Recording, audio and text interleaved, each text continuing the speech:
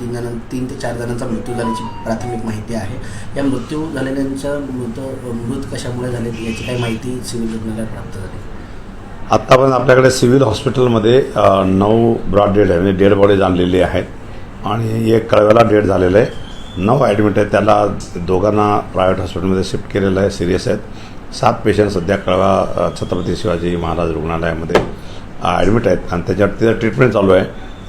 आता exact cause जे कळते ते 2 लोकल एकत्र जाऊन काही एकमेकांना घासल्या गेल्या किंवा काहीतरी झालं लागले लोकांच्या आणि पडले लोक, दोघं लोकांचे. एक कल्याणकडे जाणारे लोकल होती, एक मुंबईकडे जाणारे लोकल होती. तर ह्याच्यात आपल्याकडे 3 जे डेड बॉडी जे आलेत आपल्याकडे, एकाचं नाव राहुल गुप्ता आहे, तो 23 वर्षाचा, तो दिव्याचा राहणार आहे. सरोज केतन म्हणून 23 वर्षाचा एक दुसरा आहे, तो उल्हासनगरला राहणार आहे. आणि मयूर शाह म्हणून 50 वर्षाचा. अजून याचा आयडेंटिटी आम्हाला याच्या क्रेडिट कार्ड आणि याच्यावरनं डेबिट कार्डवरनं नाव कळतं आहे, पण राहणारा कुठला आहे बाकीची आयडेंटिटी पोलीसवाले कन्फर्म करत आहेत. 3 बॉडी आहे आणि एक ज्याला जी आहे ती कळवा असं ती आयडेंटिफाय झालेली आहे. बाकी आपली टीम सज्ज आहे.